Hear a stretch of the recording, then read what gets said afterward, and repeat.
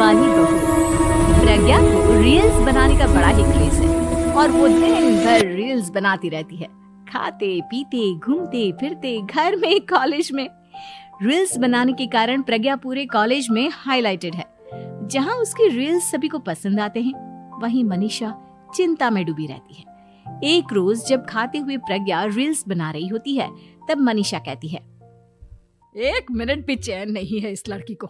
ये नहीं कि खाना तो आराम से खा ले, लेकिन नहीं, अरे थोड़ी देर रील्स नहीं बनाओगी तो आसमान नहीं टूट पड़ेगा। अरे मम्मी, इसी को तो कहते हैं डिटर्मिनेशन। तुम नहीं समझोगी ये सब। भगवान, इस लड़की को सद्बुद्धि दे। जब देखो तब टेढ़ा बाका मुंह बनाती रहती है। मनीषा की बात का प्रज्ञा पर जरा भी असर नहीं होता और वो खाते खाते रील्स बनाती रहती है। दिन बीतने लगते हैं और देखते देखते प्रज्ञा का कॉलेज भी खत्म हो जाता है। आए दिन कोई ना कोई मनीषा को प्रज्ञा की शादी करवाने का सुझाव दे जाता है। सब ठीक ही कहते हैं, प्रज्ञा की शादी कर देनी चाहिए। अपने घर के काम काज में व्यस्त हो जाएगी तो खुद ही ये रील्स और नाच गाना बंद हो जाएगा।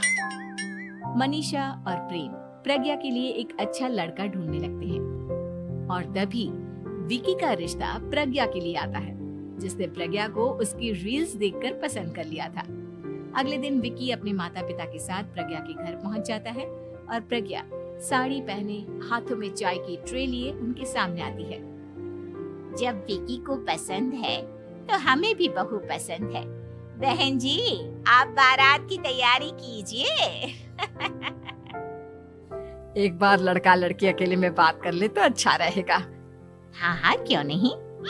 मनीषा विकी को प्रज्ञा के कमरे में भेजती है, जहां प्रज्ञा पहले से ही रील्स बना रही होती है। तभी विकी कहता है, आ गए आपके साजन जी। हमारे साथ ये रील्स कंप्लीट करती तो और भी अच्छा रहता। अच्छा जी, अब आ ही गए हैं तो बना ही लेती हूँ आपके साथ। दोनों मिलकर रील्स बनाते हैं।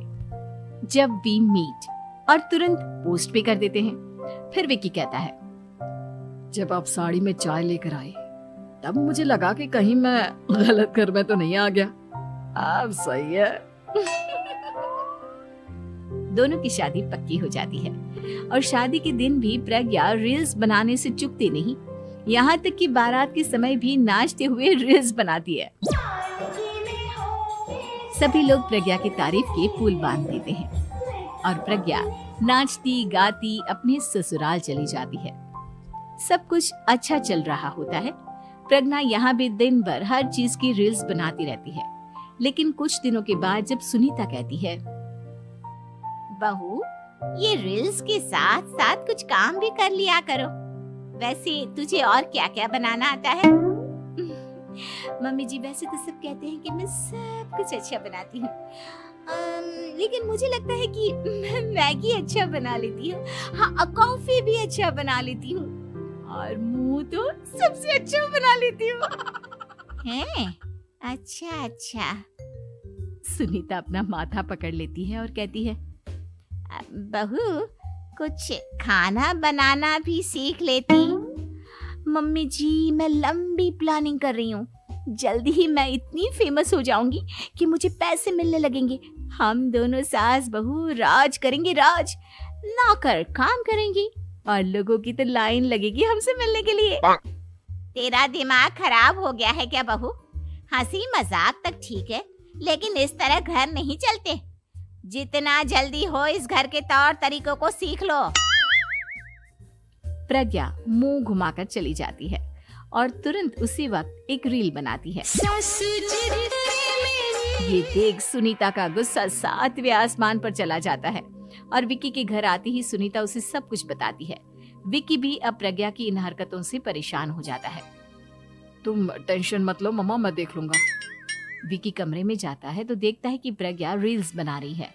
विकी बड़े ही प्यार से प्रज्ञा से कहता है, प्रज्ञा, इन सब के लिए मैं तुम्हें मना नहीं कर रहा हूँ, लेकिन फिर भी हर वक्त तो ये अच्छा नहीं लगता ना। समझने की कोशिश करो, मुझे भी तुम्हारा थोड़ा वक्त चाहिए। मैं जब ऑफिस से आता हूँ तो मुझे समय देने की जगह इसी में लगी रहती है।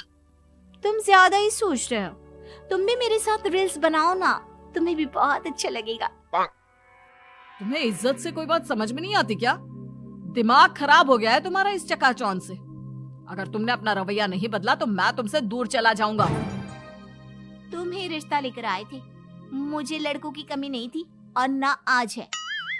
विकी दरवाजा पटककर चला जाता है। धीरे धीरे विकी प्रज्ञा से दूर होता जाता है। एक रोज मनीषा प्रज्ञा के ससुराल उससे मिलने जाती है। तब सुनीता उससे कहती है, बहन जी, अब आई हैं तो कुछ दिन यहाँ रहकर जाइएगा, आप ही का घर है। हाँ मम्मी, बहुत दिन हो गए तुम्हारे साथ एक भी रील नहीं बनाई मैंने। प्रज्ञा तुरंत अपने फोन में रील्स ऑन कर लेती है। ये सब मुझसे नहीं होता। तेरा ये भूत अभी तक नहीं उतरा क्या? बहन जी, आप कुछ कहती नहीं क्या इसे? जब आप ही कुछ नहीं कर पाई तो मैं कर ही क्या सकती हूँ। सास तो वैसी ही बदनाम है। शाम को घर की लाइट चली जाती है और मनीषा प्रज्ञा से कहती है, मेरे घुटनों में बहुत दर्द हो रहा है, तू लाइट का कुछ इंतजाम करना बेटा। अच्छा, कैंडल जला देती हूँ मम्मा। प्रज्ञा गाते हुए कैंडल जलाती है और खिड़की के पर्दे के पास रख देती है। मनीषा, जिसे बहुत दर्द हो रहा है, वो सो जाती है और प्रज्ञा हमेशा की तरह अपने रील्स में लग जाती है। उधर कैंडल की वजह से पर्दा आग पकड़ लेता है और मनीषा के कमरे में आग लग जाती है। बचाओ, कोई है, बचाओ। सभी भागते हैं और विकी कमरे की आग बुझाने में लग जाता है, लेकिन तब तक मनीषा आधी जल चुकी थी। मनीषा की हालत देख प्रज्ञा रोने लगती है। विकी मनीषा को तुरंत हॉस्पिटल ले जाता है और उसे एडमिट कराता है। विकी प्रज्ञा से कहता है, देख लिया ना, तुम्हारे इस नाच गाने की वजह से आज तुम्हारी माँ की जान जाते जाते रह गई। अब पता नहीं तुम और क्या चाहती हो। उधर डॉक्टर कहते हैं, इनकी हालत बहुत नाजुक है, आधे से ज्यादा जल चुकी है। प्रज्ञा रोती हुई मंदिर में जाती है और भगवान के आगे जाकर कहती है, भगवान, मेरी माँ को ठीक कर दो। मैं कसम खाती हूँ, हाथ से ये रील्स बनाना छोड़ दूंगी।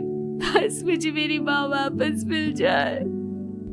2 दिन बीत जाते हैं और मनीषा खतरे से बाहर आ जाती है। पेशेंट अब ठीक है, आप लोग उनसे मिल सकते हो। सब कोई मनीषा से मिलता है और प्रज्ञा सबके सामने अपना फोन तोड़ देती है। मुझे माफ कर दो मम्मा, मैंने तुम लोगों की बातों को नजरअंदाज किया। बेटा, कोई भी चीज जरूरत से ज्यादा खराब है। मैंने तुम्हें रील्स बनाने से कभी मना नहीं किया, लेकिन हर वक्त एक ही चीज तो सही नहीं है। मैं समझ गई हूँ मम्मा, आई एम सॉरी। प्रज्ञा उस दिन से रील्स बनाना छोड़ देती है और पूरी तरह से अपने घर में लग जाती है।